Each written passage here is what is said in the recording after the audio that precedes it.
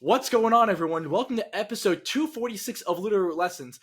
I am Ro, and today I'm joined by the second best Natdex player on the planet and a guy wearing a Cowboys hat. Guys, how are you? I don't think you need to say it like that. Hey, Yeah, you're like top 20 on the planet. Easy. For it, Natdex. it it's Yeah, unfortunate you're that right. this week Carter has to put his eggs in the Cowboys basket to try to get him through the week. It's so sad. It's Yeah. all right. Justin Tucker is washed, and that's all I can say at this point. So Could be worse. He could be a Bears You fan. could be a Bears fan. God, I am eating a lot of crap for putting a lot on yeah, saying that they were a playoff team. that one probably hurt. But watching Tucker miss two what used to be like routine field goals for him, that lost us this game. If he hit either of them, we win. Oh And yeah, he hit no. neither of them. At like So 1:30, I got a text from Chris saying, "I'm praying for Jay's liver," and Chris, you'll be happy to know I don't drink anymore. So no liver fears to talk about. I mean, after the playoff game from January where you almost died, that makes sense. I, for one, I handled you, buddy. I got you. But we are not here to talk about football or my borderline alcoholism. We are here to talk about LAIC. Carter, don't give me that look. I the one that got me was your borderline. I Another day, another pod. Anyways, LAIC. This is the first international championship of the 2025 season. It usually is one of the smaller ones, and you can see by the attendance, we only had 455 players at this event that played through the entire time. So, like, not counting people who didn't show up. So this is one of our smaller events, but this is the marquee event of Regulation H, and like the overall kickoff, like major kickoff of the 2024-2025 season. And this was one of the most star-studded events that I mean, outside of Worlds, it's probably the most star-studded event we've seen since the last IC, that being NAIC. And there is a lot to cover and a lot to talk about in this event, so let's just dive straight into it. So overall, the overall story, like going into LAIC, is Sneasler, the steel types, and just your general balance pieces. And a lot of those Pokemon really, really showed out to start. Sneasler having the most usage of 45%, with also a win rate above 50%. So overall, if you brought Sneasler, odds are you are winning most of your games. We have Rillaboom in second, Goldango as our lead steel type in third, followed by Kingambit in sixth and Arch in seventh for the high-end steel types. Dragonite moving all the way up in fourth place, Incineroar in fifth for usage. And then moving down towards the bottom third of the usage charts, we have a lot of different rain and balance pieces. Amoonguss and Electabuzz, Ursaluna, and Blood Moon Ursaluna as our big like balancy pieces. Some that you can also use in rain, along with Pelipper in ninth and Basculegion in 13th. Now on the initial chart, and I'm not sure how Tim does this, so Tim, if you're listening and I'm wrong, please let me know. On the original usage chart, Basculegion was 12th, tied with Ursaluna, but got Ursaluna, like went over Ursaluna on the graphic because of, I assume, alphabetical order. However, I know for a fact that Riley Facturo lost his Basculegion due to hack checks in day 2. So I'm not sure if because he lost his Bask, it doesn't count for Lab Mouse with Tim. But that's what I'm going for. So get your Pokemon properly, folks, and don't do crypto scams. Hold Yeah. on. Is there a What? correlation there, brother? Yeah, because Riley. Yeah, I don't get the reference. I'm not diving in. I'll explain it later. Anyways, All guys, what right. do you think of the top 13? I'm really confused about your previous statement. I'll explain it later. I mean, yeah, these are all like usable Pokemon. I don't. I mean, I think the one that like stands out is Electabuzz, but I also think that like where this format is going, it's not really a surprise to see it that high. No, not really. It's one of the best redirection Pokemon, especially because you're able to redirect the spores from Amoonguss, who was 8th overall in usage. And it's also a great way to redirect Kingambit with the Sucker Punches. And you can also tech your Electabuzz, train your Electabuzz to outpace the Adamant Dragonites, to be able to to be able to redirect even the extreme speeds that Dragonite can put out. So you're absolutely correct there, Carter. I think seeing Dragonite up this high has been really cool, especially seeing like the usage on the loaded dice scale shot being at 80% usage. Yeah. Like we were used to seeing Lumberry on quite a few sets, uh, the choice band, but now pretty much everything has foregone it for scale shot, multi-scale. Some of these are running Haze as its fourth move. Some are running Tailwind. We saw quite a few times as well. Um, I think Dragonite has a lot of flexibility in this format, and the scale shot variant is really awesome. Yeah. So we are seeing about 66% using Haze, with Stomping Tantrum and Tailwind being the other common fourth moves on the set. And as Jay was saying, about 80% of the Dragonites, 117 of the 147, are loaded dice sets, and that is a set that we got from the Japanese metagame that came over to the West, got adapted into the best of three format, and it's been something that has really, really stuck to the format. And I think one of my big questions is, does this loaded dice scale shot Dragonite stick when we do move back to Regulation G? When the format does get the power level does significantly increase, but the number of dragons also increases. Does this scale shot set stay, or does Fluttermane completely scare it away? It does not stay. Yeah, I think Fluttermane is just too good. It It, really it is is. it is going to be Choice Band Terra Normal next to Chien Pao, and that is it for Dragonite. There is too much like counterplay, too many opposing Pokemon who threaten it with just way too much damage that outspeed it, even after the scale shot. Booster energy Pokemon are going to be coming back. Yeah. Dragonite's going to be clicking Terra Normal E-Speed next to Chien Pao. It's going to be like old times again. Yep. It's probably going to win the first event with Entei, and Ro's going to put it in C tier. And then we're gonna, tell him he's wrong, Jay, it's and been a it's going to year. be awesome. It's been almost a year. Doesn't mean it's still not accurate. Yeah, just wait. If Entei with Chien-Pao D-Knight win the first Regulation G, back to Regulation G regional, I will eat a hat. I'm not going to say the size of the hat. This is on the record. This is on the record. I'm going to find the smallest hat I can't eat, and I will eat it, but I will eat a hat. I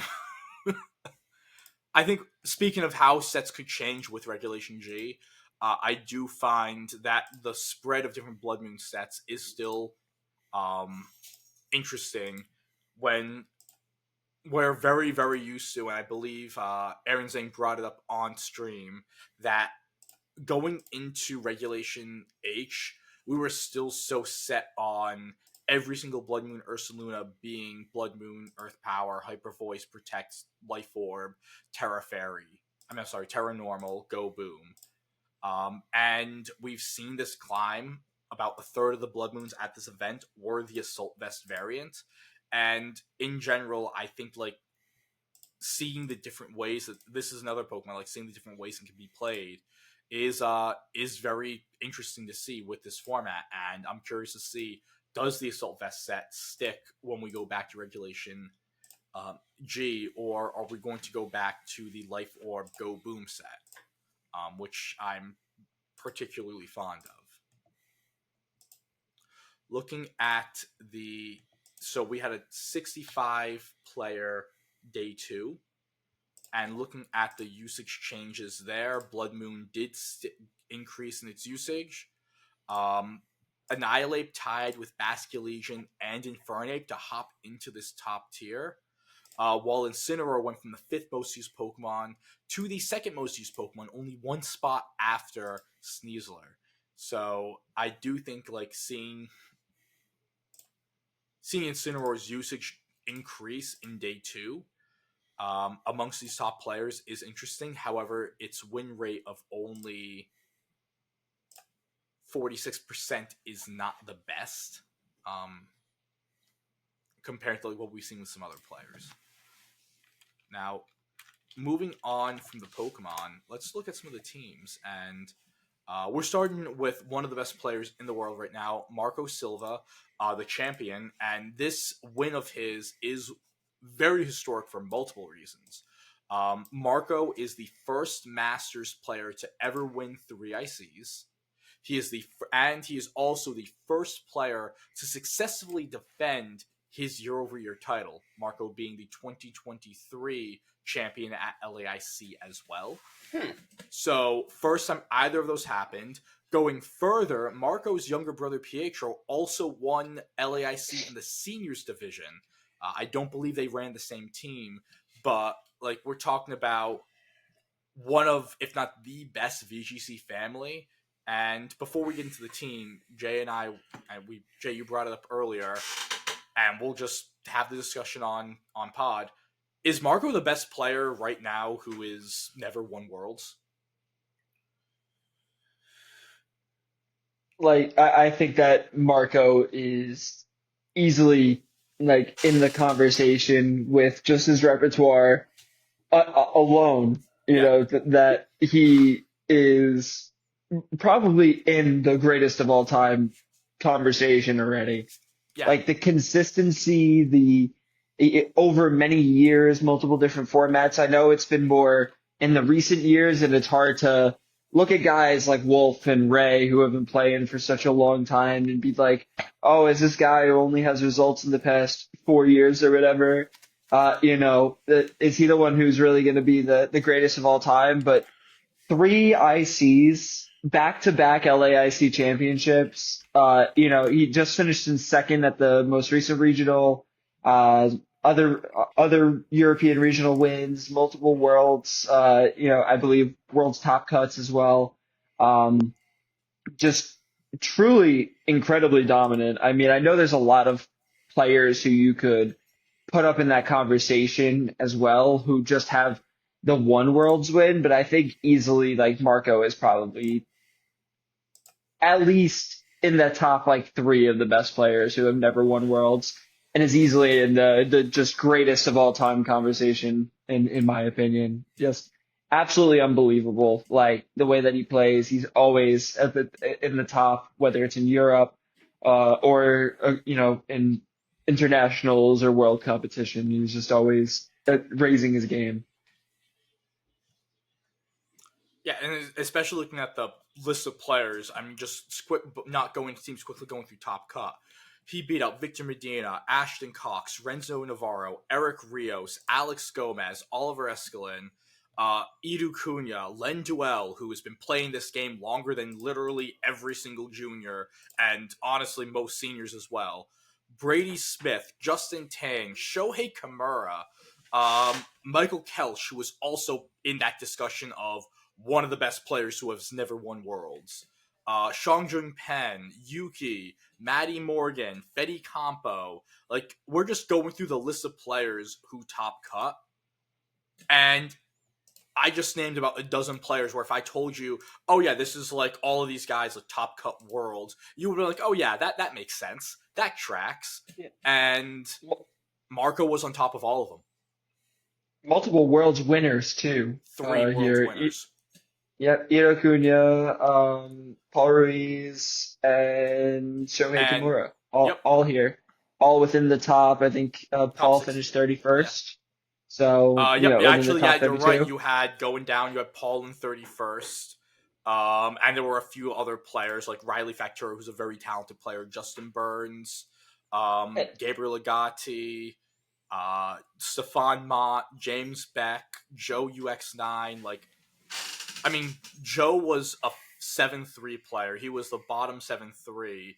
And, like, that, I think, shows you, while the number of players in this tournament wasn't as much as, like, we expect from EUIC or NAIC, the density of talent at this IC is absolutely insane.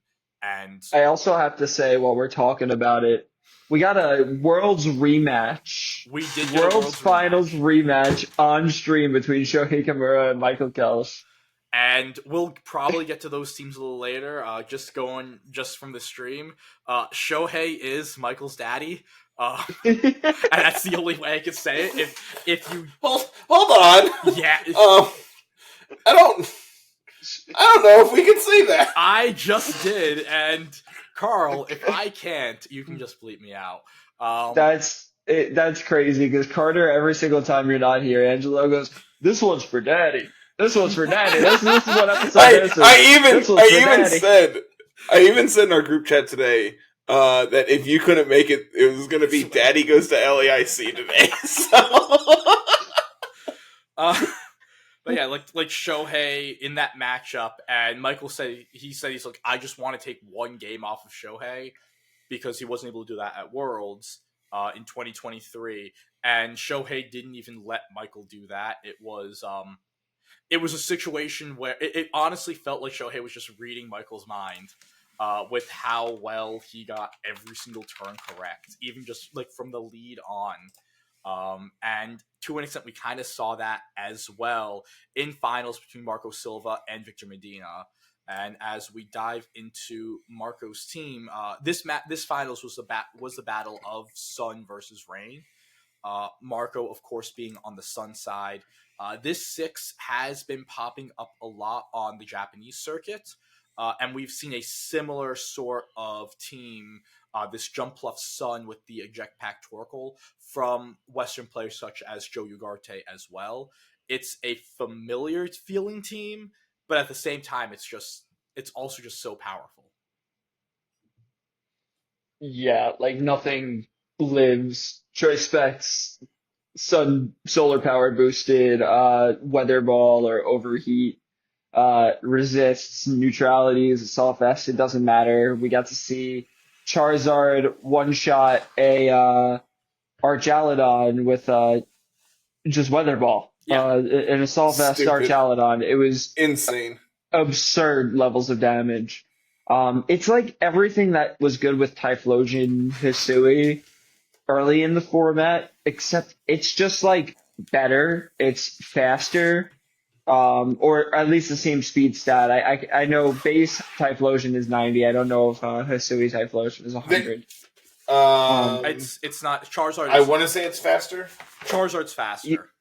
Yeah, you have the solar power for the additional damage. You're not reliant on the eruption, so your health, your HP amount doesn't actually take into account anything with what you're doing. So you don't have to worry about, oh, I just got hit by a sucker punch. Now I can't do my big damage move anymore.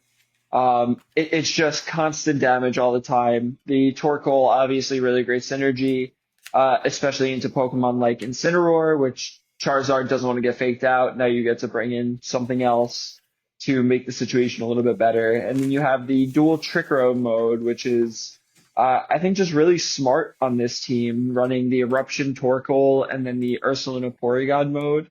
It gives you this really fun duality of speed with the extremely fast mode of Jumpluff Charizard with the manual Sun on Jumpluff, and then a really slow mode with Ursaluna Torkoal, Porygon 2, and Incineroar. So it's just has so many cool modes, so many cool ideas. Not to even mention like Earthquake spam next to Jumpluff with Ursaluna. And Earthquake spam next to the Charizard as well if you want to really just go full blown, just send it moment. And with you bringing up like the 2 different speed modes in the Tailwind with Jumpluff and the Trick Room with Porygon 2, it's also a guessing game, not only just like from game 1, but games 2 and potentially games 3 as well with your opponent. Hey, am I going fast? Am I going slow? Am I doing both? Which order am I doing them in? Who can say? I can, but you don't know. And it's like, it creates a quasi league roulette where if you're trying to plan for, like, yeah, as you said, Jay, the slower P2 Torkoal Ursaluna mode, and you're facing off with Covert Cloak's Manual Sun, Jumpluff Charizard, well, you're going to eat a heat wave at least. You're not going to like it. You might lose both your Pokemon on go, and that's that. Or if you try to go, it's like, okay, I'm going to counter this Jumpluff. I'm going to counter this Charizard, and you go and see like an instant P2 lead, and it's like, well, I'm going to play the snail's pace. We're going to position. We're going to go more balance, and you're going to have to eat a ton of headlong rushes throughout the way. Then, and you plan for like the faster mode, well, then you're out of luck there too. Like, this is an insanely flexible offensive team with multiple modes and multiple speed controls, and I think this is going to be. I know when we were doing our re-rank, we were like, yeah, Sun's not doing as great. We put Torkoal, I think, in B tier, and I do believe, and even after this, it's probably like maybe a B plus mon. But the Japanese figured out how to fully utilize Sun, and Marco took it a step further by adapting what they were doing in best of one closed team sheets and saying, "I'm going to win in best of three open team sheets with it."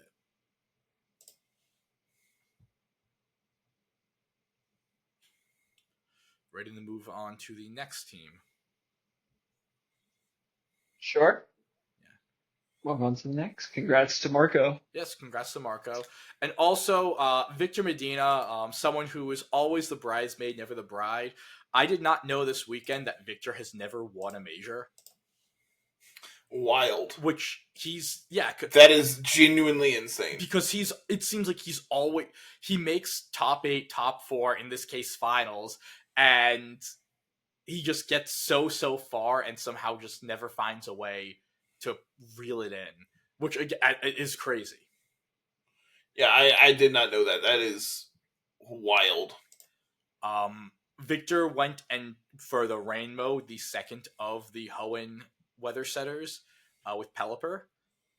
And this wasn't your traditional rain. The only rain abuser really is the Arch. And the rest of the Pokemon are sort of this Trick Roomy balance sort of team, with Sinistra, the Loaded Dice, Tailwind, Dragonite, another Hisuian Ursaluna, and the Choice Scarf Golden Go. This is another team that has multiple modes of speed control as well. The Trick Room from the Sinistra, along with the Tailwind from both Dragonite and Pelipper. So you aren't always reliant on bringing the Rain mode to also get that sort of fast mode speed control. You can bring the Dragonite if you don't think Rain is going to do as well. Yeah, this team concept is really unique to me. There's a couple of like move choice options here that Victor went with that is very like just interesting. You see the Dragonite is actually only one attack with Scale Shot. And then it's Tailwind, Haze, and Protect. So it's completely walled out by Fairy types, but takes advantage of Fairy types not necessarily being the best in this format. There really is only a couple of them. It also takes advantage of having Archaludon next to it, who's really Archaludon and Golden Go, who are two of the best Fairy answers in the format as well, especially that Golden Go with Make It Rain, and its great resisted typing. But I think that the Scarf Golden Go is what really sticks out, and I think it will to a lot of people because it's Trick Protect with Scarf. So the idea is that you trick the Scarf and end up getting hopefully like a better item, a Citrus Berry, a Leftovers, a Life Orb, something like that. And then you could play in that Trick Room mode after you trick the Scarf onto something else, and hopefully be able to either do more damage or heal yourself up. But you also have the ability to go fast. And with the Terra Flying, you get to click Earthquake with Ursaluna, and I think that's really interesting. I know I tried a team with Scarf, Terra Flying, Goldie next to Garchomp earlier in the format that I thought was pretty cool. And Still do. I still do think it's a cool concept. Yeah, the Terra flying on the Goldengo is really cool. A lot of times on the choice Goldengos, you will see Terra Steel just doubling down on that offensive Make It Rain. Whether it's you want to get the fast Make It Rain with Scarf or the powerful Make It Rain with Specs. So going with a more defensive Terra type to get it away from its ground weakness, that also helps you going again. Click Earthquake next to the Goldengo. I think that's really really neat. Another interesting change of pace from the sets that we were usually expecting is the Archaludon having Snarl over the Dragon coverage and being Terra fighting to get that extra damage on the body press instead of another defensive typing that we've seen, such as like Grass or Fairy. And also, just looking at it, it's just clicking for me. The Muddy Water on Pelipper instead of the Weather Ball, so you always have that consistent water type. As long as you hit. Consistent as in, hopefully you hit it. Yes, I was going to say consistent as long as you hit. But that is another difference of compared to the other Pelippers that we have seen.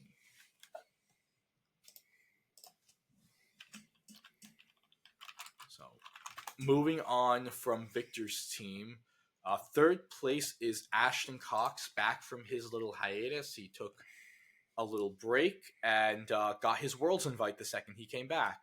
So congratulations to Ashton for finishing in third place. This is the first balance team that we see, and it's a lot different from some of the other balance teams in the fact that it has its setup mode based around the Throat Spray, Clangorous Soul, or is it Clangorous Soul that does the boost, or Clanging Scales that does the boost? Clangorous Soul. One of the moves boosts, the other one does spread damage. Yes. It is Clangorous Soul, thank you. Glad I could help. So, it is a little different in that sense, along with the Solo Dozo as the water type. This is kind of like the Good Stuff's team, kind of. With a little bit of spice with the Kommo-o and the Dozo.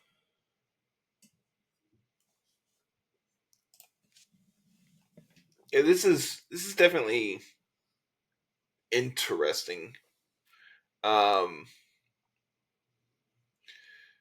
Man, Solo Dozo is really weird in this format, but I mean, I also think that Unaware is a very good ability currently, or at some point in this format, it was. I think it's kind of fallen off. I think it's still a good ability.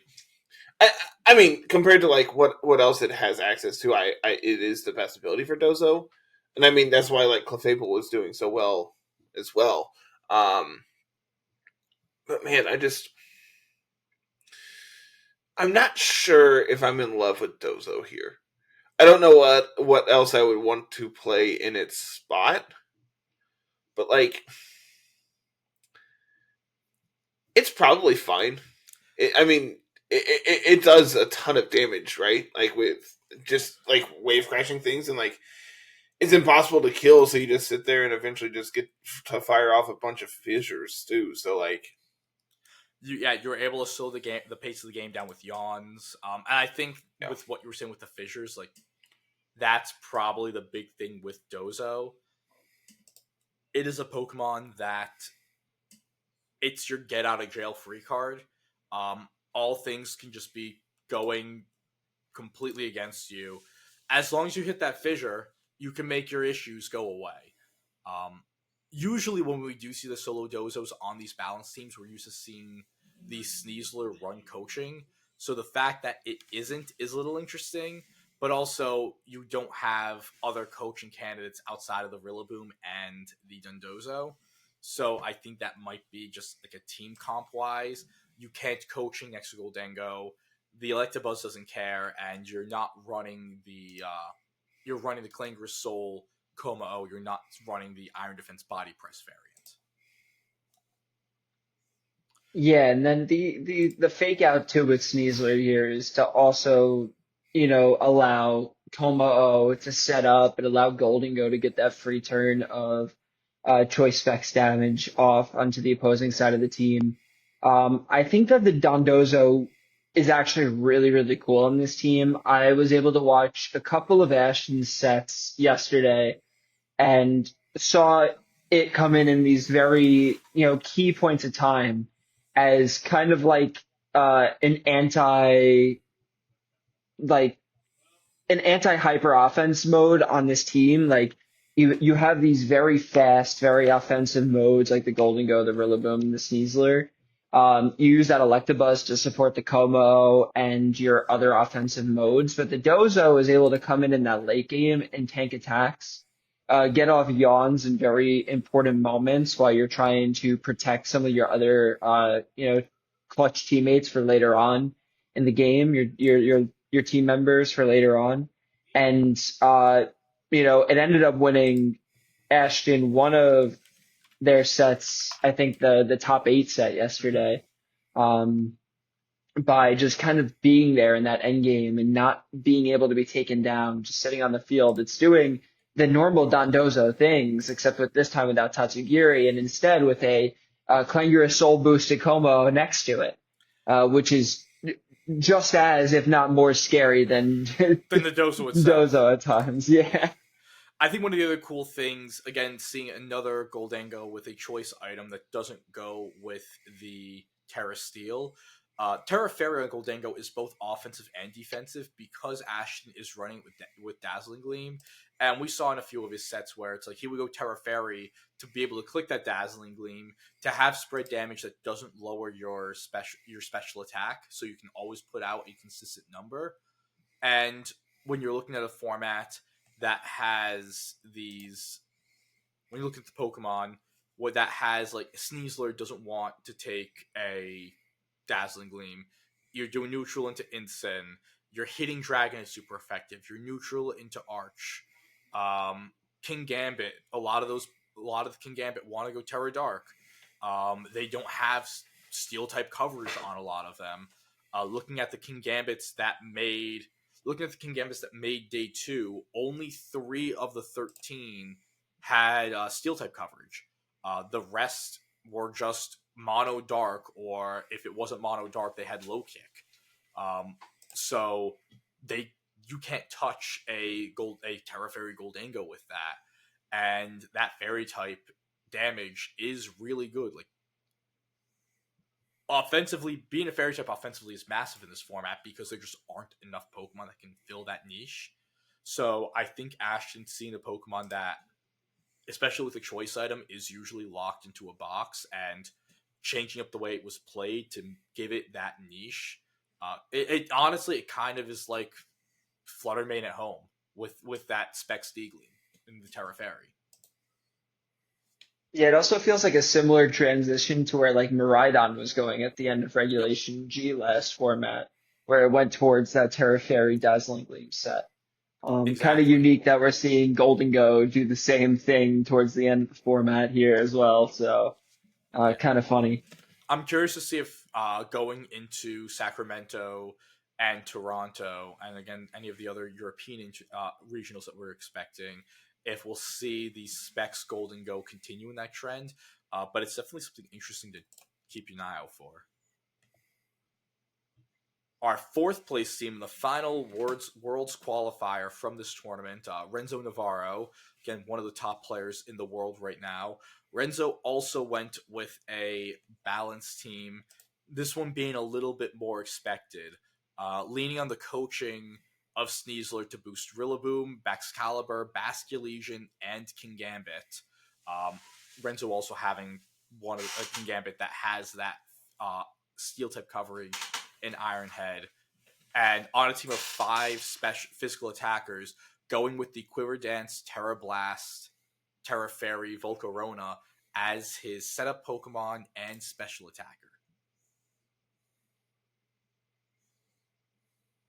We see multiple Terra Fairies here, just like we were talking about Yeah, with the last team. and both of them Really being, great defensive typing. and not only that, but both of them being Terra Blast, Terra Fairy as well, where getting Hmm. that defensive typing of the Fairy type while also actually having Fairy damage. It's so important in this format, and people are getting super creative to find ways to get that sort of damage out there.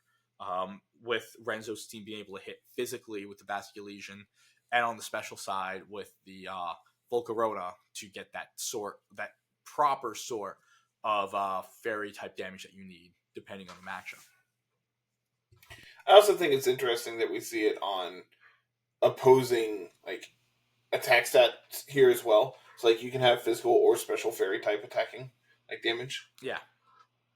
And like I know this is a weird thing, but in the off chance that you're stuck with like Sneasler Volcarona and you really need it to be physical, if you just keep clicking coaching next to the Volcarona, at some point Terra Blast will become a physical attack. If need be. Yeah, coaching also has the ability to boost your own physical defense, which is extremely important. I know in this scenario in particular, it was a Terra Fairy Volcarona next to a coaching Sneasler at the local that Angelo and I attended a couple weeks back. I was playing against Zay and they were running that exact core. And the inability to break through this quiver dancing, defensively boosted Volcarona was near impossible. And it ended up with Zay ended up winning that match because of it. And I think that's another very unique way that you can play this coaching Sneasler. It's also he won the entire event doing that, which is crazy that like we were seeing this in our metagame weeks before the IC. And yeah, that is one of the other things with the Sneasler with coaching. Even though it's not boosting the Volcarona's damage output, the longevity that it can just stay on the field. And like watching through the stream matches that featured Volcarona over the weekend, it definitely showed that the longer you let Volcarona stay around, at some point it was going to get you. And it's not a Pokemon that like you want to just ignore. Overall, like this exact team here is why we're seeing Haze on Dragonite so much. It's not because of Dondozo. Dondozo really isn't, at least the Dondozo Tatsugiri version really isn't a popular thing. It's okay, I don't want this Volcarona clicking Quiver Dance twice and just screwing me over. Or I don't want this Sneasler clicking coaching 4 times next to Baxcalibur and watching the Baxcalibur break my team. You're going to click that Haze button to just get rid of it. And that's like, this is like the team on like reason to use Haze. And it's also why you see the Terra Fairies, because Renzo is using the Volcarona or the Basculegion with the Terra Fairy Terra Blast to just completely get rid of opposing Dragonites. Yeah, and it's kind of funny that you bring that up because towards the beginning of the format, Volcarona were running like Terragrass with Giga Drain to get rid of the opposing Primarita, who were the primary Haze Pokemon. So it's funny how full circle the format goes sometimes. It is, and Prim, I will say, just in general, is one of the recent losers of the format. It was not in the top 12. It was not played, I believe. So Prim was 20th in day 2. 7 of the 65 teams used it. And again, it was mostly using that Moonblast Hyper Voice and Haze. The highest Prim team, I believe, was looking at it. It was Kelsch in 18th was the highest ranked Prim team. Followed, and it's funny. So the first, second, and third best Prim teams were back to back to back. Kelsch in 18th, Juan Manuel Odriozola in 19th, and then Shangjung Pen in 20th. So 3 of the Prim players did cut, but they were knocked out immediately in cut. Interesting. And in general, it just didn't really have. Overall, I feel like especially like I'm not sure about Juan Manuel, about his prowess, but we know for a fact that Kelsch and Shangjun are 2 of the best players on the planet. Is Prim good, or is it player diff and they're just using Prim?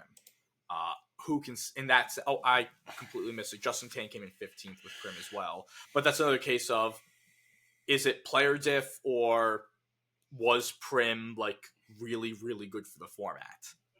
And looking at the players who have did super well with it, I'd lean a little more towards the player diff than anything else, seeing where it fell with the rest of the field.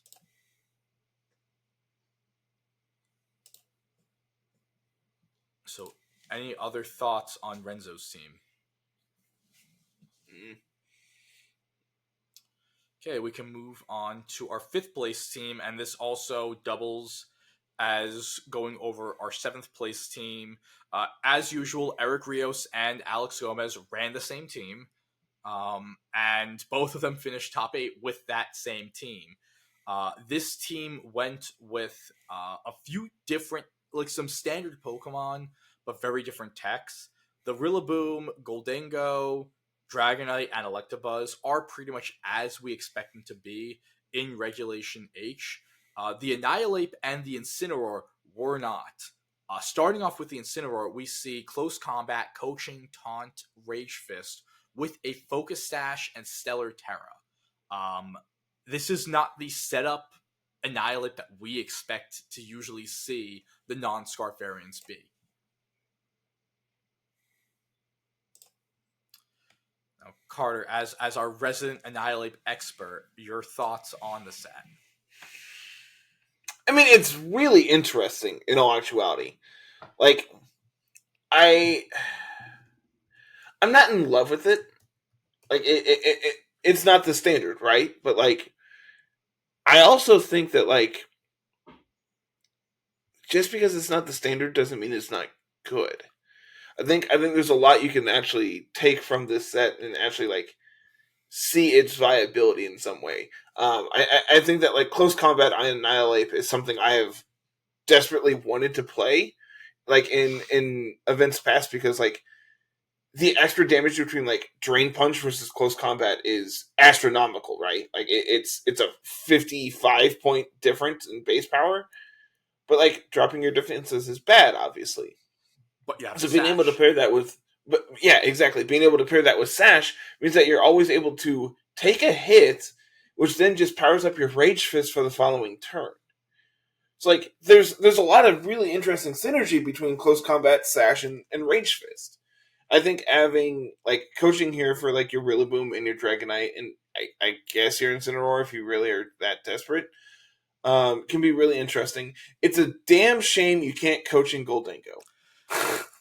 Like, yeah, just being able to get that defense boost on your Steel type could be really impactful, and, like, especially with it sucks that it's not possible. Yeah, 100%. Yeah, no, I so, like, the set is really cool. I really like. I would need to play with it to really test it out. I think I would want Protect over Taunt, but, like, I don't see what you're doing against Trick Room without it. You're not wrong. But I also, like, I think it's, like, and you still have 3 Protects on the team with Buzz, Goldengo, and Dragonite, which I think is good. One of the things that I'm looking at with this as well, by being Sash, like, your base 90 speed with Annihilate, especially in this format, base 90 is pretty speedy. And so I'm assuming, like, if you're a Jolly Annihilate, you're outpacing a lot of the format without needing any speed boosts or anything. So you're able to get that fast coaching, that fast taunt, and talking about that immediate damage you were saying, that fast close combat off of, like, if you're just 252, even if you're Jolly and not Adamant, that close combat's doing a ton of damage and can really just break some holes into teams. The other interesting piece is the Mirror Herb Incineroar, also known as what's the name of that expensive like LA marketplace, like Erewhon, whatever the hell it is. This is Does it look like I live in LA? None of us live in LA. LA's fake.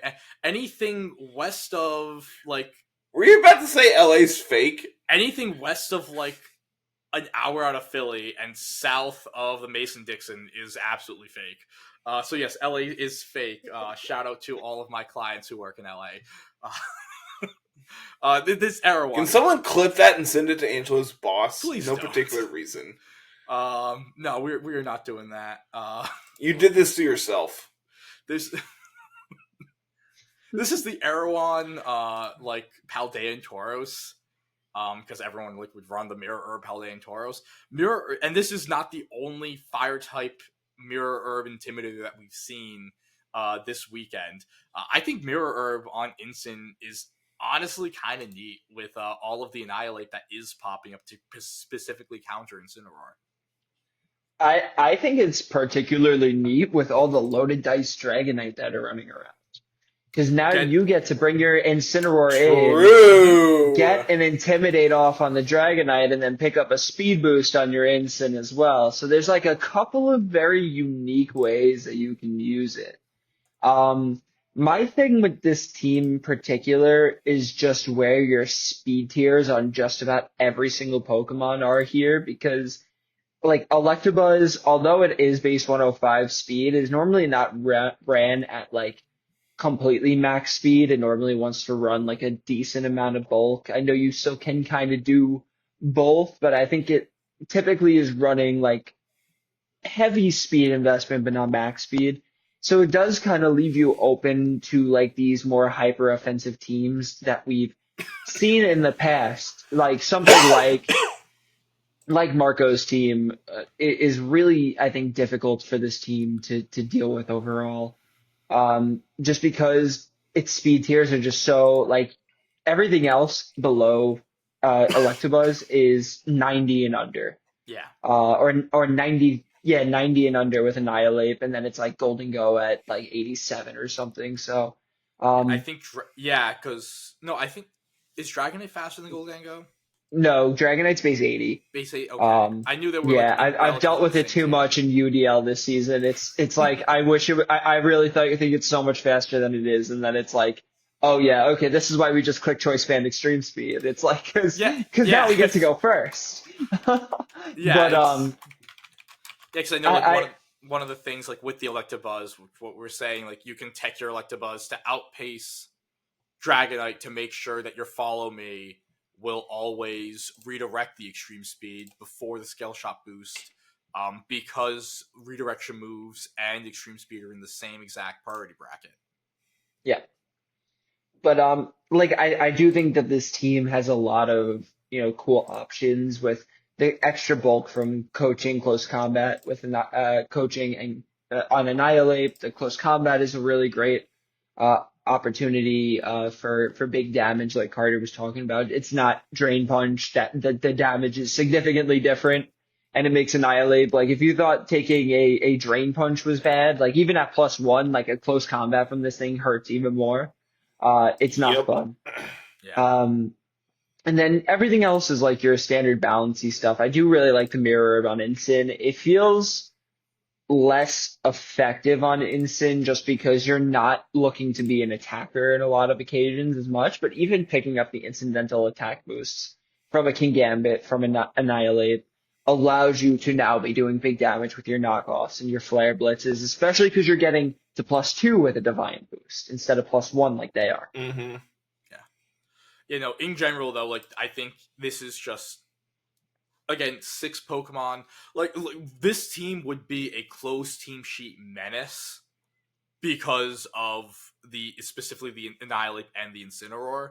And I think that's like the other cool thing about this, where this is like the creativity that both Rios and Alex Gomez like put into these sets, figuring out ways to run Pokemon that we see so often in new ways. Like I don't think I've ever seen a Mirror Herb Incin, and if I did, it's been years since I've seen it. Yeah, I don't think I've ever seen it either. So this is like just a single switch of an item on a Pokemon like this completely changes the way it can be played. Like people forget Incin's like base 120 or so attack stat. At +2, that Flare Blitz and that like at +2, Incin becomes a sweeper. It's Yeah, not like for your sure. fun little which is wild to say. yeah. But yeah, it's like that's the thing. It's like it becomes a sweeper. Like not a lot of the Pokemon in the format are not going to appreciate eating a +2 knockoff or a +2 Flare Blitz. And it's just, again, adding extra utility to a Pokemon that already has more utility than any Pokemon that's ever existed is just really, really neat. And shout out to the both of them for figuring it out with Incineroar. Moving Yeah, on and to... Oh, wait, before we go, the last thing I wanted to mention on the Mirror Urban Sin too is just like getting that speed boost, like I was talking about a little bit earlier with the Dragonite, allowing you to get off the parting shot as well. The multi-use on this I think is really awesome. So no, that is a good call out. Sixth place, Danielle Marcelo Reyes, Connecticut's own, a New Englander, who I hope to get on my USPA team for this season. So Daniel's team is, again, that very standard balance. It is very similar to the team that we already saw with Renzo Navarro in fourth place. The major differences are that Daniel went with the Dragonite with scale as his scale shot dragon type instead of the Baxcalibur. And instead of adding another fast Bowmon in Basculegion, he went with the Taunt Follow Me Electabuzz, which, along with the Sucker Punch King Gambit, can give him a better mode into these Trick Room teams. Having a Dark type that can set up and go next to a fast Tauntmon is super, super good to go into like the Trick Room matchups. Like, outside of that, I don't think there's really that much interesting to say. The Dragonite's Terra Steel, which I think is great for the Dragonite Mirror. Mm-hmm. Going Terra Fairy means that you still are getting hit by extreme speed neutrally. Terra Steel, while you aren't immune to Scale Shot, you still resist it, and you can also resist the extreme speeds. So I think that's also just a really cool little tech that changes the way the Pokemon's played. yeah, it lets you take advantage of the defense drops from Scale Shot as well, and from the other Dragonites, which are normally Terra Fairy. Yeah. Moving on to 8th place, this is one of my favorite teams. This is a team after my own heart. Oliver Escalin, using the Talonflame Hyper Offense with Sneasler and Didi, combo that got Carter his great result at Louisville, and then pairing it with Electabuzz as the redirection Pokemon, and then Ursaluna Blood Moon and Dragonite as the offense to go off with the Talonflame.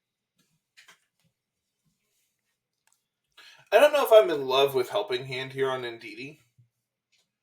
Like, just as like a quick thing, I feel like you want extra damage output from your Indeedee because like that was like unironically, Indeedee did a ton of damage for me, and I like having access to Terra Blast just means like you have normal stab and like you can be Terra Fairy if you need be and just do a ton of extra damage that way too.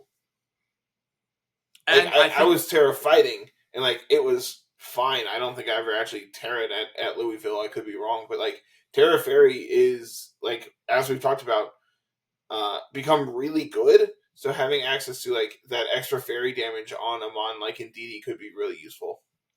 But Carter, counterpoint, Helping Hand Terra Normal Blood Moon. Oh my god! Yeah. Oh my god! Just beats still my heart. Like, Jay, talk dirty. Or just like Terra Normal Hyper Voice, like it's like so good. Scale Shot. Yeah, I mean you're doing a ton of damage with like everything. So like I understand the idea here behind it. I also, it feels weird to have Imprison Trick Room and not have Protect as like an imprisoned target as well. That was what I was going to bring up, as in the grand scheme of things, Protect or Terra Blast would be better imprisoned targets than Trick Room is. I'm sorry, than Helping Hand is. We really don't see much Helping Hand in this format right now. Not a lot of Fergaraths, not a lot of Indeedee females. So you're really just locking that Trick Room, and against Trick Room teams, it is really good to lock that in, especially, and between the Imprisoned Trick Room and the Taunt on Electabuzz, you have a lot of options to get rid of opposing Trick Room teams. And if it does go up, in most cases, the Blood Moon is slow enough where it can work in that Trick Room. With it being a Tail Room team, you probably have a decent-ish bit of speed investment on the Ursaluna, so it's not super, super slow, but it is one of the slower Pokemon in the format. But yeah, I think like as you were saying, like something even like Protect on the Indeedee would probably get a little more mileage. But there is a lot of speed control on this team. You have the Trick Room with Indeedee, you have the Unburdened Psychic Seed with Sneasler, the Scale Shot will boost the Dragonite, Tailwind from the Talonflame, and Electro Web from the Electabuzz. Every Pokemon but Blood Moon has some way, shape, or form to affect the speed on the field and how that works. So this is another team where it's like you're going into it, okay, are they going fast? Are they going slow? Are they leading like Talonflame, Blood Moon, and are they clicking Tailwind, Terra Normal, Hyper Voice to start, or Terra Normal, Blood Moon to start? Are they leading the Sneasler and Indeedee? Heck, are they leading Talonflame Sneasler or Electabuzz Sneasler? And all of a sudden the Indeedee's coming in to set everything off, and it's like going off after that. There's a lot of different ways that this team could get into the proper speed, and you just have especially between Dragonite and Ursaluna Blood Moon, you have two of the best stat sticks in the entire metagame that just complement each other really well offensively. The steel types that Dragonite hates seeing, Blood Moon and Ursaluna eats right up. And that's just like a really, really nice thing. Like it's the two of them together are just an amazing pair. It's something that I've really liked playing, like this duo together. That's what I've been playing for the past month when I'm not playing Pocket. But yeah, I think this is a really, really neat team. It's a great way to run offense, a different way than like the Assault Vest Ursaluna that we've seen. And I think it might be something that I'm looking at picking up personally and seeing where it goes. So if we don't have any other thoughts, before we get into the very fun Carter's Corner, we do have two other teams to go over in the Rose Friends or Talented Corner. Because we did have two other New Englanders along with Daniel make day two. Both of them went for the win in and sadly lost. The first is my dear friend June Lintner. She did unbelievable, taking a team that her and a few of our other builders in our own team group have worked with. This balanced core of Incin, Amoonguss, Ursaluna, P2, Goldengo, and decided that the best 6 Pokemon for this event was Mienshao of all Pokemon. This Mienshao was the only Mienshao to make day 2. What Mienshao offers for the team, what June realized she was struggling with in testing was these Sun Spam or Psy Spam teams. And she said, all I want is a Pokemon that has Ice Spinner and Wide Guard, because I don't want to eat, because she's like, I don't want to eat an Expanding Force. And Mienshao just did that. And between all of the other things it can offer, it's super fast, it does a lot of damage, has a pretty decent attack stat. Mienshao just ended up being like the right 6 Pokemon to bring specifically for those matchups. Good stuff, sorry, June. I'm over here digging through Carter's Corner stuff. Teams, yeah, I got you. Yeah, so other New Englander is the one that I want to talk about. It's June. First of all, shout out June. Good job, June. Very, very proud of you. Proud that you survived the bus back from New York. And again, we love you. Tough business in New York, let me tell you. The other New Englander, Stefan. So I'm just going to start this off. So Stefan I love Pangy. My dear friend Pangy goes and puts on Blue Sky before the event, I'm bringing flesh hands or something. Oh man, let me see if I can pull up the exact post of. Does Blue Sky have an app yet? Yes, it Or is does. it still just a website? Yeah, no, Okay. it has an app, which I am currently on right now. I'm going to pull up the exact. I am bringing Dollar Store Iron Hands to the Latin American International Championship. Hell yes. Good luck and have fun to all of the competitors. I did not. Stefan and I haven't spoken with him in about like 2 weeks. So when I just thought, I'm like, okay, the Madman brought Hariyama. I respect it. I know him. And then in the back of my head, I remembered, I think it was CJ, another New Englander, said, I've been talking with Pengy about Drain Punch and Incineroar. And I'm like, there's no way. I love how that's what the focus is on right now. It's on Assault Vest Incineroar, which has been a thing that we've seen With Drain Punch. With Drain And, Punch.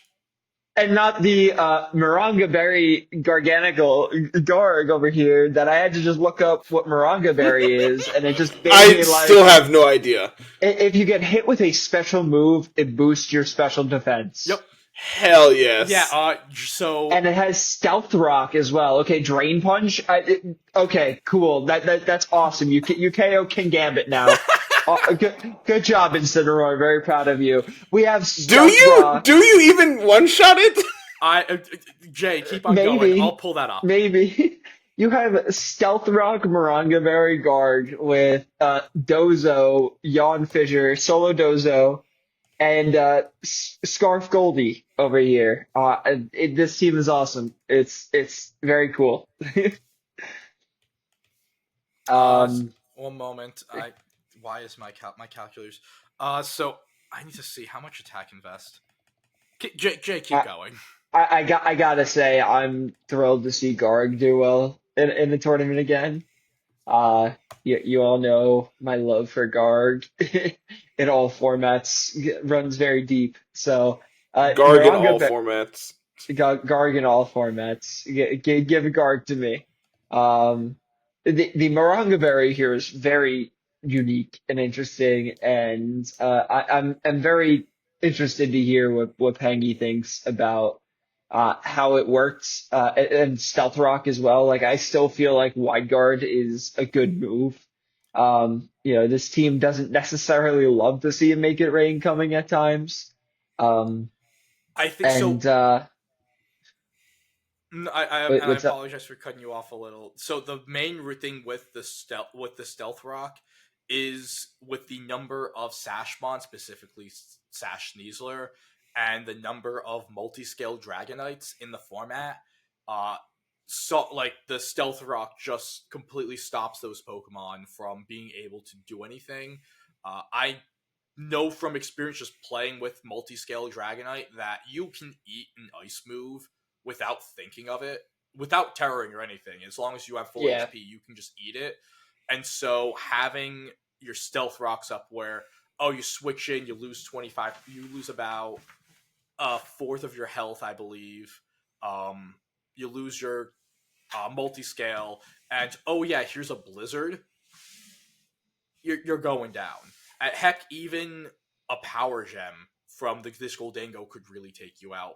A lot of the Dragonites are just 252 because your bulk is the ability multi-scale. So having something that could break Dragonite and then have like your Scarf Goldango or your Ninetales just take advantage of that and immediately delete it from there. That's like, honestly, that's pretty useful in this format. While Wide Guard could be better, I think that just, again, like, for breaking sashes and for beating Dragonite, a Pokemon that you will see a lot, I think the call for the meta was better as Stealth Rock. Yeah, like we're an OU over here. Yeah, it is like we're an OU over here. And also get your heavy-duty boots out, people. Yep, get your boots on. It's winter. Not really. It was 65 today in New England, which is just disgusting in mid-November. It was not. It has been freezing here, brother. I mean, maybe it was 65. I was cold as hell. Just so you guys know, hell is canonically cold. Yep, it is. So The high today was 68. Tomorrow the high is 68, and it's supposed to rain. I haven't gotten rain in a month. It's so bad. it For was context, 40 degrees here. Saturday the high is 48. Yep, this planet's dying. So yeah, that is our other New England player. Again, we had 5 players we sent over to LAIC, and 3 of them came away with day 2 and points, which is absolutely huge. So shout out to my friends who are all talented. And with that being said, Carter, where are you sending me? So do we want to start? We'll start with the day 2 teams. I have 2 of them here in day 2. This is 30th place. No, what? No, hold on. 29th place, is it? 46th place. Oh, okay. 46. Damn it, Jay, that's my other one. Get out of my head. I'll just 29th. We'll talk about 29th first because that was the bigger win. Yeah, and this is actually a team I always wanted to talk about this one. and this is a team that we weren't able to see on stream. Danielle Becerra.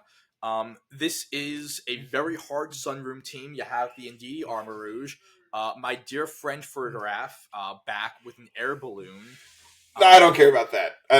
Let's talk about the cool stuff real quick. Yes. Let's talk about weakness policy Armor Rouge. So weakness policy Armor Rouge is something that we've seen. No, Angelo. Weakness policy, weak armor, stored power Armor Rouge. We've seen this. Yeah. But like, you click Scarf U-turn with Annihilate, you bring in your Indeedee, and then it's boom, boom, boom.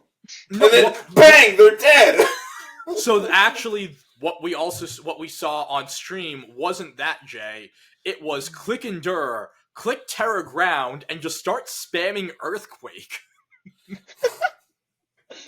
I mean, that's even better. Okay. It was so good. I missed that stream match. I really did. It was what I wanted day to 1 talk stream. about. Yeah, it was the other fun one, Snorlax. Yes, that is the other thing. The Snorlax mode with Cutsap Berry. One of the fun things with this format, or just any format that doesn't have Calyrex, stopping pretty much berries from being playable. What Cutsap Berry does is usually when you're in the 25% HP range, but for Gluttony when you're in the 50% HP range, aka after you belly drum, you automatically become the fastest Pokemon. Yeah, it's the priority berry, right? Pretty much, yes. Yep. You get the priority. Your next attack gets +1 priority. Yep. Or no, you move the first. It is a first. one-time Quick Claw. Yeah. That is a better way to describe it. Yes, it is a one-time Quick Claw, and it's activated after this belly drum goes off. You can go Terra Rock to get Stab on Rock Slide, which Rock Stab again, Incin's up there, Dragonite, like Rock Stab. They switch in Incin to intimidate you. You belly drum. You have Psychic Train up so they can't fake out you, and then you Terra Rock Slide their ass and make them sad. Mm-hmm. Or just click Earthquake too. Yeah, either or, you know. Yeah, and being able to click Earthquake, you need a Pokemon to click Earthquake next to, which is why you get. I love the fact that this is Air Balloon Farigiraf next to Earthquake Spam, Annihilate, and Snorlax. Yep. The other thing that needs to be mentioned with the Snorlax, here goes James's weekly friends corner. That this Snorlax was actually used by a good friend of the show, Ibrahim Maroof, a couple months back. Let's go! And he had tweeted out because Cybertron was talking about the Snorlax set. He was like, I play Snorlax on stream and get told, oh, I don't think Snorlax is the play. Then Aaron watches, or he used it on Road to Ranked, actually. He used one of the Snorlax teams, and he's like, now he uses Road to Rank, and everyone gets all the praise. I don't understand. A Worlds winner plays it, and all of a sudden it's really great. I don't know what's going on here. and then he follows it up with a tweet like, oh, shout out to this guy for using the Custap Berry Snorlax. So, Yeah, very cool. This team is craziness. Yeah, this is heat. I would never play this. I would suck with this team. I already know that. Um, I will say my favorite part is the fact that we do see the giraffe. It's a Pokemon that I hold near and dear to my heart that we really haven't seen in Regulation H, because somehow the funny little giraffe only does well in formats with broken Pokemon. And it is Well, Angela, allow me to elaborate on that. It's a normal type in a format dominated by Fluttermane. yeah. No, there you go. That's it. That's all you need to say. It's no. The Farigiraf, it is not good in honest formats. It is not an honest Pokemon, and as a not honest person, hi everyone. I love it. He loves it because it invalidates Entei, and it's always a good answer for him to be like, "Oh, that's why it's not an A tier Pokemon." Idiots! It can't extreme speed into my Farigiraf. That's a 2-time drop on the Entei name today. I'm gonna cry. I'm bringing this up twice. It's because Jay has been on his Chien Pao. He's in his Chien Pao era, so he just wants to E-speed people. It's like, I just want to, like, what was it? E-speed and eat hot chip? Is that what the kids say? Yeah, you don't know how many times I've had to struggle with my Dragonite on the Natdex ladder because I click E-speed too many times. I'm like, all right, I'm just here spamming E-speed over and over. Up, I'm struggling. I don't have enough. It's like, wait a second. Oh, hold on. No, wait. It's like, wait, they have 6 Pokemon, not 4? Crap. Lorenzo, Arce's team. So, if I told you this wasn't the only Gliscor in Day 2, would you believe me? Yeah, I actually would. Yeah, actually, some of the New Englanders were playing it at the last tournament, so yeah, I'm sure Angela knows all about it. Yeah, no, trust me. It's like this Gliscor has been a topic in the New England server. I really haven't dove a lot into it, but it wouldn't shock me. Being a ground type is super good in this format. Being a flying type is even better. Toxic Orb is an unbelievable item going into a format dominated by Sneasler, because, hey, you know... You want to be poisoned! And if once the poison happens, you can't be put to sleep! Yep, or paralyzed, which ground types can still be paralyzed using Dire Claw. You do need Sword Stance to do any sort of damage whatsoever, because if you're trying to just do like the dual wing beat or the high horsepower raw, it's not doing any damage. You also have like infinite amount of turns to be able to do things with this, because you have screens. You have screens, you have Intimidate plus Fake Out, yep. You have Protect stalling with your leftovers here, right? Like, you have nothing but time. You have potential burns coming out from Scald. You have Matcha Gotcha. Which also can burn. Like, Gliscor is just going to sit there and look at you and be like, all right, idiot, what are you going to do? Like, I'm getting to... It's like, hold on, I will knock you out. I need to get to +6 first. And then we'll play. So, Jay, I don't know if you know this. You and I played Rin Plat for, I don't know. We got about a third of the way through, right? Somewhere around there, yeah. Gliscor can solo Cynthia. I'm not surprised to hear that. It doesn't matter which of her teams. I'm pretty sure Gliscor can solo the E4. Like, that's how absurd this Pokemon is in that game. It's much better when Chien Pao's not in the format. So what's specifically in that game, you have Poison Heal and you just pre-poison, right? So then you can also hold leftovers. And so you're just double healing. Yes. You also get Sword Stance, and you have Fly as well, because just hit your moves, idiot. It's you get a turn of healing on your Fly as well. It's genuinely absurd in that game. It is by far the best encounter in the entire game. Yeah, so again, just super fun. Complete side note. I think the Assault Vest Sinistra is super interesting, seeing this Pokemon that we usually see as a speed control redirection support mod be really lean into its damage. I mean, again, you just you live behind screens, and then you just burn them and make them sad. You have Terra Water Rain boosted Scalds. Like, I mean, it makes sense. You have a base, so your base 121 special attack, your lower defense stat is the special defense. So your base 80 goes to a base 120. You do like with the Matcha Gotcha as well. You do recover HP for each Pokemon that you hit with it, and can burn them to reduce their physical damage. Like, I mean, it makes a lot of sense. Sinistcha is such a weird Pokemon, because we can go back to this time last year in Regulation E, where everyone thought that Sinistcha would be like one of the most broken Pokemon. That was the Incineroar counter, not Incineroar. It was the Urshifu counter. Wrong broken Pokemon, and it felt like every single week we were like, yeah, Sinistcha didn't show up. It was like it was full blown frog watch every single week. And a year later, we're seeing all these different ways that Sinistcha has played. It's won a regional, and it's done very, very well in a lot of other regionals. Like, this is the second or third Sinistcha we've covered tonight, and the second with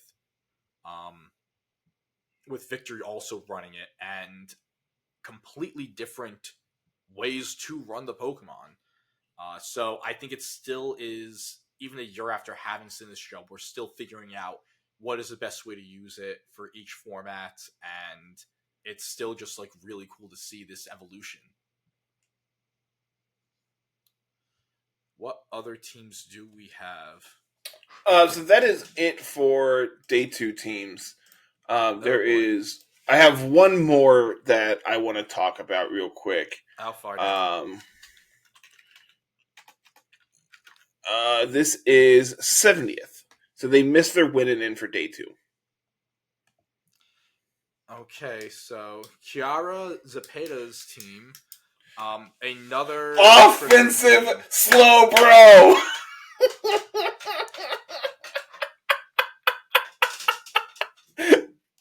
I love Slowbro. I love Slowking, and just being able to just slap people around with it sounds so cool. I love this. Regenerator makes it like you could switch it in and out, get back the health that you're losing from the Life Orb chip.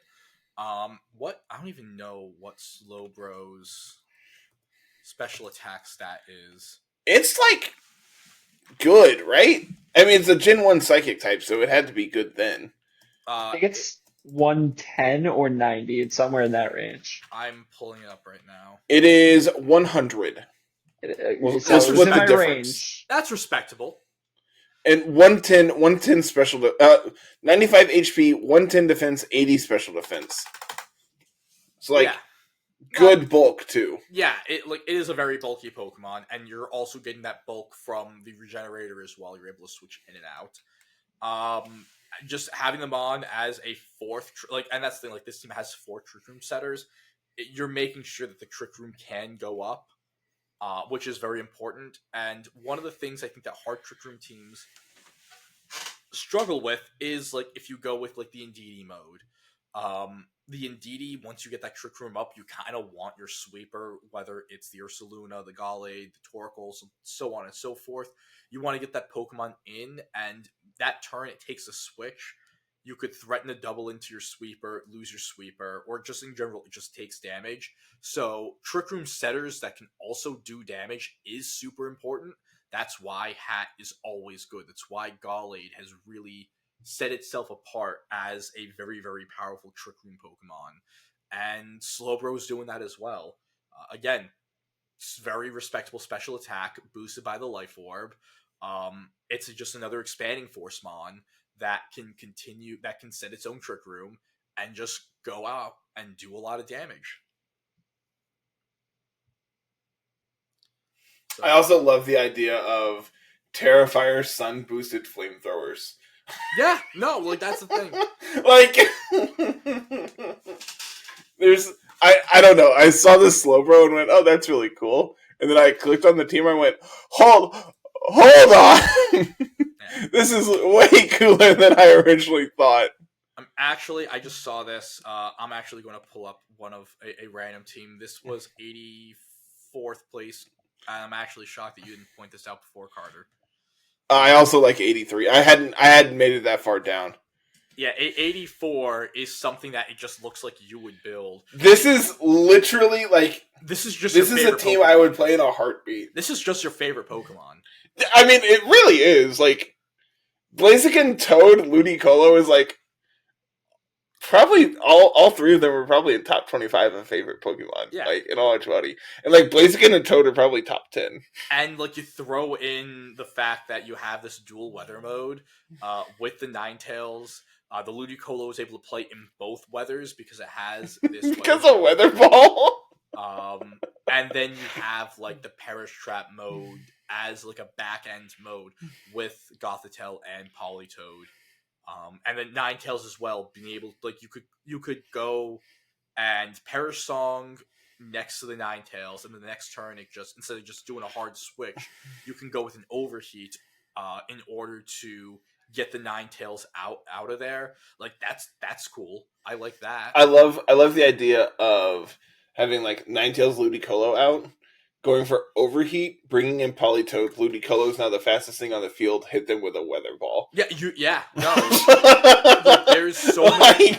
there's so many like interesting like combos like one. And like you can do that with Arch and like Electroshock as well. Like this is a really cool team. Yeah, so dual weather's always been something that's fascinated me, and I'm just a bad like the second Drought is on a team I play, I become an idiot. I can't play it. Like, Angela, you could have rephrased that sentence to just be "I'm an idiot." You know, listen, this is not the time or place for that. It literally is. I haven't got to like berate you in front of people in weeks at this point. Yeah, because you haven't been on the podcast. You could have went and talked about Pokemon Pocket with us last week, but you were busy doing like life things. Yeah, I was working. Oh yeah, you were working. Well, you know, who needs a paycheck? I do. I have a house to pay for. Yes, you do. So until this starts making as much as my job does, I'm gonna continue to work. Yes. Also, subscribe on YouTube. Yeah, no, seriously. But yeah, no, it's just a lot of fun things. Even just like expanding force on the Gothitelle, in the off chance you are up against a size spam team, so you can take advantage of them. I just saw this 6. I'm like, oh, this is cool. And then the more you dive into it, I'm like, wow, there's a lot of different things you can do with this team. And it's like, people aren't used to seeing Politoed, Blaziken, Ninetales, or Ludicolo. Just the surprise you can give, the surprise factor on how, and then you throw in how these Pokemon can interact with each other.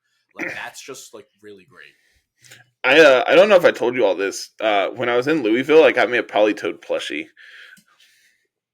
I don't think you told us that. That's nice. I love him. He's just sitting up on the shelf staring at me as I record. Yeah. Are there any other teams you guys want to go through? There's a Malamar team that was right above this one. I didn't get to click in on it yet, but there was a Malamar.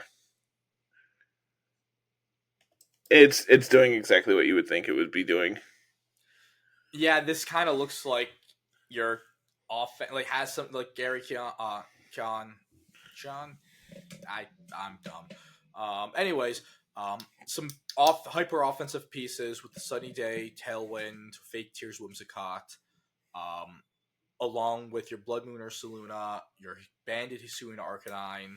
Well, you do have your balancing pieces with the Gholdengo, the Electabuzz, and then Malamar offering a Trick Room mode.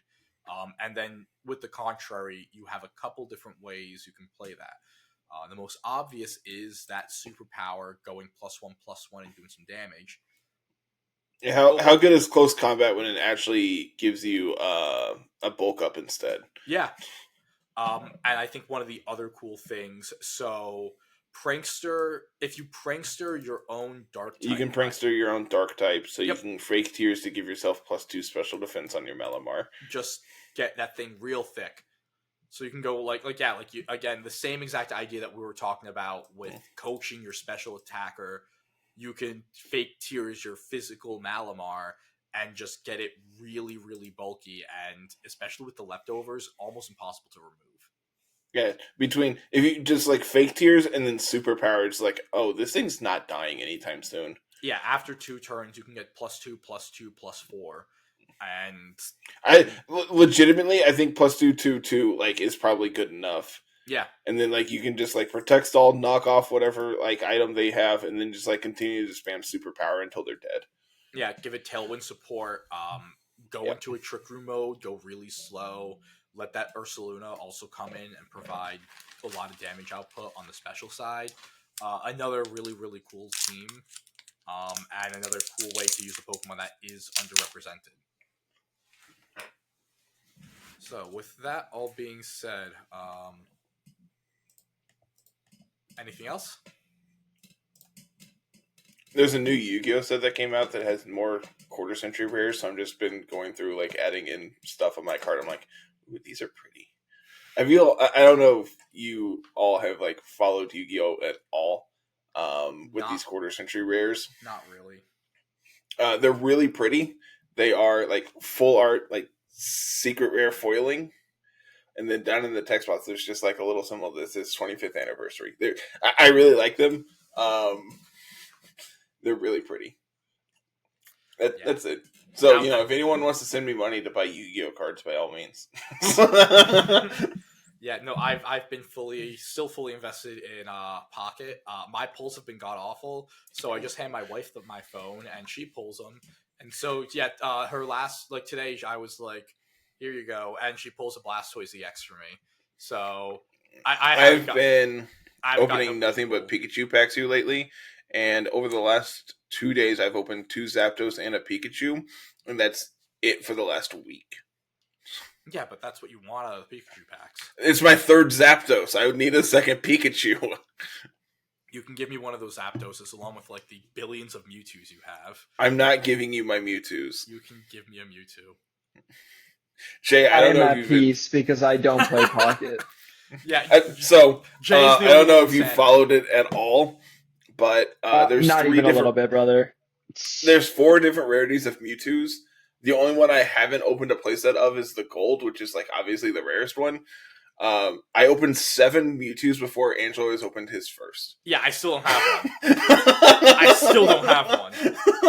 And to the point where he's Card in the TCG channel in the Littleroot lesson server, Carter spoilered the 7th Mewtwo he pulled, and then just put Angelo, don't look. I'm sorry.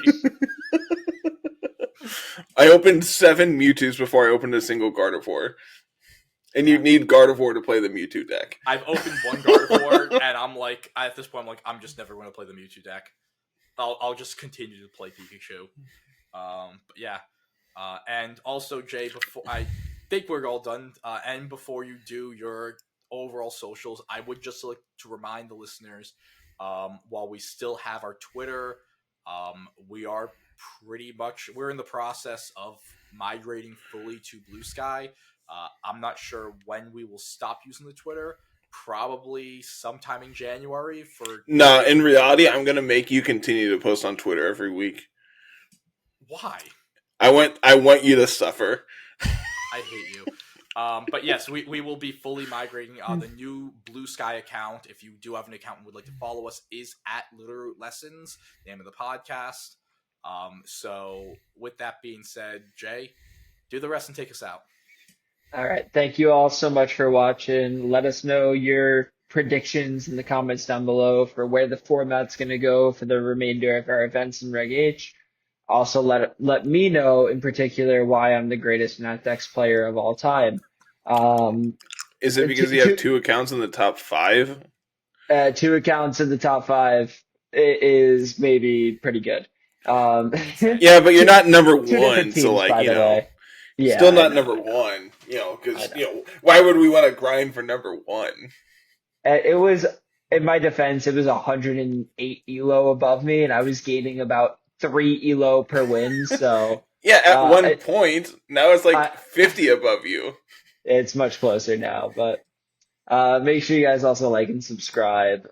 Help Carter quit his job in the future. That'd be great. Rose said, go check out the Blue Sky. You can also check out the Twitter to follow us over to Blue Sky and follow us over there. Come and hang out in the Discord community. You can see me brag about my Nat decks that I did one time. because I don't like to brag too much sometimes. Only a little bit. Teeny bit. Always. That evolves from, I'm pretty humble to I'm the greatest of all time in literally half a second. I'm the greatest of all time. I'm actually very humble. I don't brag about myself. Okay, yes, I do all the time. I'm the best, but also, I'm humble about it. And then also make sure you guys check out the Discord and Patreon supporters links below as well. With that, that has been the episode. LAIC forever. See y'all next week. Peace out. Bye, everyone.